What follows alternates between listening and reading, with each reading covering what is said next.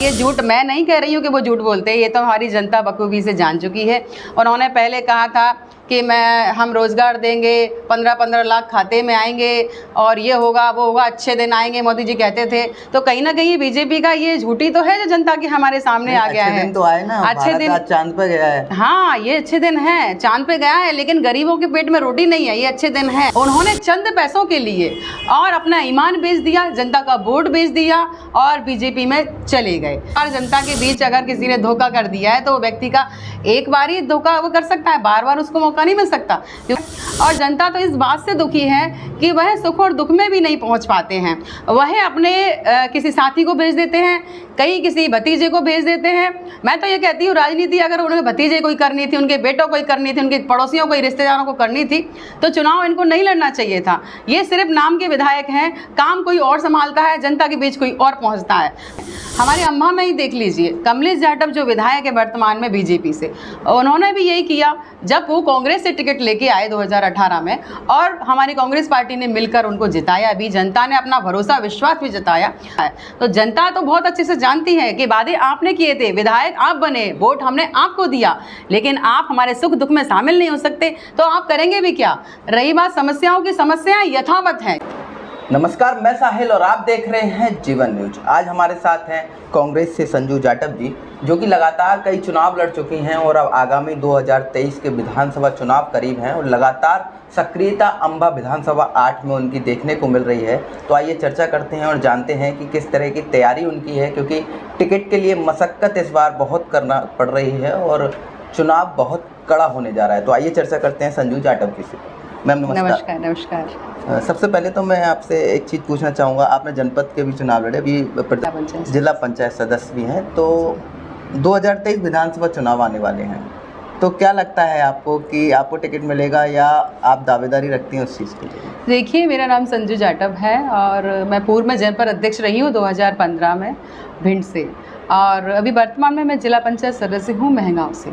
तो अभी मैं अंबा विधानसभा यानी कि मुरैना जिले की अंबा विधानसभा, जो कि SC रिजर्व है, इसीलिए वहाँ से मैं तैयारी कर रही हूँ।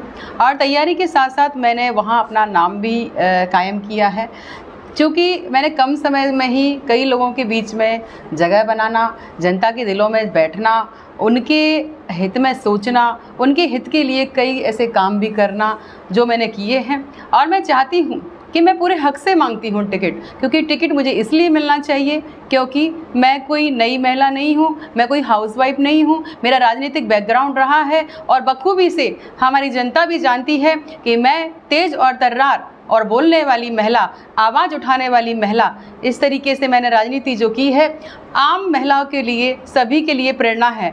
आप देख लीजिए, मेरा जो भी राजनीतिक बैकग्राउंड रहा है, आम तौर पर होता ये है कि महिलाएं राजनीति में आती ज़रूर हैं, पर वह पर्दे के पीछे ही काम करती हैं और घूंघट में कहीं ना कहीं अपने घर में घर संभालती हैं और उनके पति को राजनीति में आगे आना पड़ता है। तो मैं उन महिलाओं में से नहीं हूँ। मैंने राजनीति 2015 में खुद निभाई है, बखूबी अपना पद निभाया है और जनता के बीच सुख और दुख में मैं पहुँची हूँ। इसीलिए मैं ये दावा करती हूँ कि अगर मेरा टिकट होता है तो विधानसभा में मैं खुद अपने हाथ में अपनी बागडोर संभालूंगी। और हो क्यों ना, क्योंकि महिलाओं को जब मौका मिलता है तो महिलाओं को खुद ब खुद आगे आना चाहिए, पर्दे के पीछे नहीं, पर्दे के आगे आगे काम करना चाहिए। हम तो यूँ बात करते हैं कि महिलाओं को सशक्त होना चाहिए। नारी जब भी सशक्त हो सकती है जब वो अपने पैरों पर खड़ी होगी और खुद अपनी बागडोर, अपनी राजनीतिक बागडोर खुद संभालेगी। किसी के आड़ में या किसी के कंधे पर रख के बंदूक चलाने नहीं अच्छा होता है। मैं तो सभी लोगों से कहना चाहती हूँ कि आप लोग भी राजनीति में आगे आएँ और बढ़ चढ़ कर हिस्सा लें। और मैं कोशिश भी ये करती हूँ कि कांग्रेस पार्टी महिलाओं को मौका दे, महिलाओं के लिए टिकट रिजर्व जरूर करे, क्योंकि हमारी कांग्रेस पार्टी चाहती भी है कि महिलाओं सशक्त हों, महिलाएं राजनीति में आगे बढ़ें।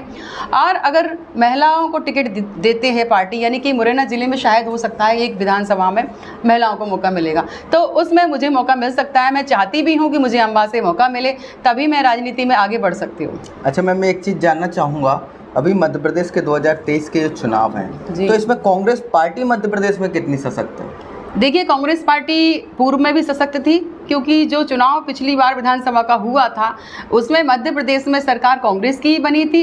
इससे ये तो स्पष्ट हो रहा है कि कांग्रेस पार्टी मजबूत और सशक्त है। तो मैं एक चीज़ और जानना चाहूँगा, 2018 में चुनाव हुए और कांग्रेस को जीत हासिल हुई, लेकिन गठजोड़ की राजनीति देखने मिली और सरकार गिर गई। तो क्या इस तरह का फिर से देखने को मिल सकता है? देखिए, ये बार बार नहीं होता है। आपको भी पता है, काट की जो हांडी होती है बार बार नहीं चढ़ती है। एक बार जनता के बीच अगर किसी ने धोखा कर दिया है तो वो व्यक्ति का एक बार ही धोखा वो कर सकता है, बार बार उसको मौका नहीं मिल सकता, क्योंकि जनता एक बार उस इंसान को परख चुकी है कि यह व्यक्ति किस टाइप का है। तो उसको इस बार अगर टिकट भी मिल जाए तो मैं तो 100% श्योर हूँ इस बात में कि वह विधायक बनने वाले नहीं हैं। हमारे अम्बा में ही देख लीजिए, कमलेश जाटव जो विधायक है वर्तमान में बीजेपी से, उन्होंने भी यही किया। जब वो कांग्रेस से टिकट लेके आए 2018 में और हमारी कांग्रेस पार्टी ने मिलकर उनको जिताया भी, जनता ने अपना भरोसा विश्वास भी जताया, उसके बावजूद भी उन्होंने चंद पैसों के लिए और अपना ईमान बेच दिया, जनता का वोट बेच दिया और बीजेपी में चले गए। तो आज अम्बा विधानसभा के सामने एक फिर वही मौका आ गया है कि अपना विधायक चुनने का, और वो बार बार उसी विधायक को नहीं चुनेंगे जिसने पहले धोखेबाजी, गद्दारी, मक्कारी और उनके वोट को और उनके साथ साथ मान सम्मान को भी बेचा। ऐसे विधायक को बार बार मौका नहीं मिलेगा। पहले तो मैं सुनने में यही आ रहा है कि बीजेपी उन्हें मौका ही नहीं दे रही है। अगर उन्हें मौका मिल भी जाएगा तो जनता उनको जवाब देगी। अच्छा, मैं एक चीज़ और जानना चाहूँगा, अम्बा विधानसभा 8 से आप तैयारी कर रही हैं और लगातार सक्रिय अम्बा विधानसभा से आप दिख रही हैं जी। तो ऐसी कौन कौन सी जन समस्याएं हैं जो वहाँ पर निकल कर आई हैं आपके सामने, और जो आपका एजेंडा भी रहेगा और मूलभूत उद्देश्य भी रहेगा? देखिए, समस्या यथावत हैं, जो पूर्व में थी वही आज भी हैं, क्योंकि उन्होंने विधायक बनने के बाद जैसे उन्होंने जो वादे किए थे उस समय उन्होंने उन वादों को पूरा नहीं किया है, और जनता तो इस बात से दुखी है कि वह सुख और दुख में भी नहीं पहुंच पाते हैं। वह अपने किसी साथी को भेज देते हैं, कहीं किसी भतीजे को भेज देते हैं।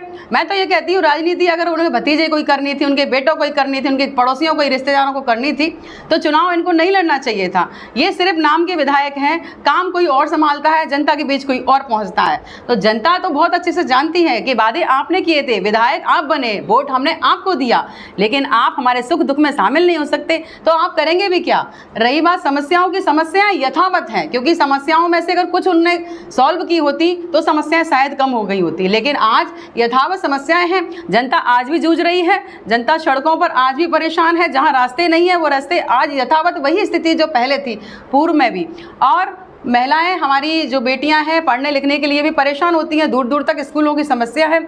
और हमारे जो वहाँ का जो मैं एक विशेषता बताना चाहती हूँ कि वहाँ पे क्या है, सैनिक लोग सेना में जाना चाहते हैं, यानी कि वहाँ के जो युवा हैं वो पढ़ लिख कर आगे बढ़ते हैं और वो चाहते हैं कि हम सेना में जाएं। तो वहाँ एक सैनिक स्कूल तक नहीं है वहाँ पे। तो मैं चाहती हूँ कि अगर मुझे विधायक बन के अगर मुझे मौका मिलता है, पार्टी देती है, तो मैं सैनिक स्कूल का सबसे पहले यही प्राथमिकता दूंगी कि सैनिक स्कूल वहाँ बनवाऊँगा।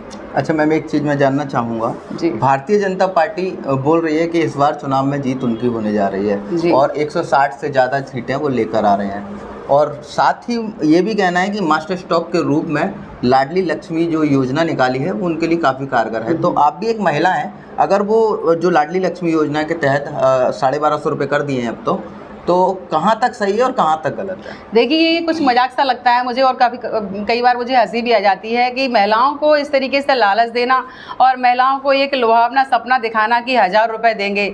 अरे भाई, 1000 छोड़ो, 1200 छोड़ो, आप 1500 भी देंगे या 3000 भी देते तो महिलाओं को कोई फर्क नहीं पड़ता, क्योंकि बीजेपी सरकार में जो महिलाएं खून के आंसू रो रही हैं, इससे पूर्व में वो कभी नहीं रोई। आज जो महंगाई इस तरीके चरम सीमा पर पहुंच चुकी है, आज घर का सिलेंडर हो, घर में साग सब्जी हो, दाल अनाज पानी हो, हर चीज़ महंगी है, पेट्रोल के दाम हो, कुछ भी हो, XYZ, सभी जगह इतनी महंगाई है कि हमारी महिलाओं को 1000 देना यानी कि ऊँट के मुँह में जीरा देना। तो इसी तरीके से सरकार भी चाह रही है कि शायद 1000 का लुभावना सपना दिखा के हमारी महिलाओं को आकर्षित कर लेंगे, उनका वोट ले लेंगे। तो ये तो भाई इम्पॉसिबल है, हो ही नहीं सकता, क्योंकि महिलाएं सब जानती हैं, और वो भी अभी लास्ट टाइम पे जब चुनाव का समय आ गया है तब हमारी लाडली बहनें उन्हें लाडली लगने लगी हैं, उससे पूर्व में वो कभी लाडली नहीं लगी। अच्छा मैम, मैं एक चीज़ जानना चाहूँगा, अगर लाडली लक्ष्मी जो योजना है जी, वो भाजपा शासन ने चलाई और कई लोगों के खाते में भी पैसे आ गए, लेकिन वहीं कमलनाथ जी ने भी इस तरह की योजना चली और 1500 रुपये देने की बात कही है। जी, देखिए, माननीय कमलनाथ जी का ये कहना है कि अगर हमारी सरकार आती है, उन्होंने ऐसा तो नहीं कि उन्होंने देना शुरू कर दिया, कोई लालच उसको कहते हैं जो अभी से बांटना शुरू कर दिया चुनाव के समय। मेरे हम मतलब जो हमारी जो योजना है, मान लो कमलनाथ जी की है या हमारी है या कांग्रेस पार्टी की है, उनका कहना ये है कि आप लोग कहीं लालच में ना आ जाओ, क्योंकि कई बहनें हमारी ग्रामीण क्षेत्र की ये सोचती हैं कि कोई भी बने, हमें क्या करना, लेकिन हमें 1000 रुपये मिल रहे हैं। तो इसलिए माननीय कमलनाथ जी ने इस तरीके से योजना चालू की है कि उनको कहीं ये डर हो कि भाई 1000 रुपये बंद हो जाएंगे। तो माननीय कमलनाथ जी का कहना है 1000 रुपये आपके बंद नहीं होंगे, जबकि 1000 रुपये की जगह पे हमारी कांग्रेस पार्टी उन्हें 1500 रुपये देगी और उसके साथ साथ 500 रुपये में सिलेंडर भी देगी, क्योंकि आज जो 1200 का रेट है शायद अभी कुछ कम कर दिया गया है, लेकिन उससे भी हमारे पुरुषों को भी परेशानी है। पुरुष भी कई बार कहते हैं क्षेत्र में हम जब जाते हैं कि महिलाओं के लिए तो उन्होंने राशि दी है, 1000-1200 देते हैं मामा जी, लेकिन हमारे पुरुषों के लिए तो कुछ भी नहीं है। तो इसीलिए माननीय कमलनाथ जी का कहना है कि 500 रुपये में सिलेंडर आपको दे, क्योंकि घर पूरा परिवार ही सिलेंडर को यूज करेगा या उस पर खाना बनेगा सभी के लिए। तो हमारे पुरुषों की जो जेब से 1000-1200 रुपये जाते हैं वो कुछ ना कुछ कम होंगे, तो कहीं ना कहीं उनको भी लाभ मिलेगा इस चीज़ का। अच्छा मैम, एक आखिरी सवाल मेरा ये है कि चुनाव 2023 के काफ़ी कड़े होने वाले हैं, टिकट के लिए बड़ी मारामारी है, तो क्या लगता है कि आप उस श्रृंखला में शामिल हैं?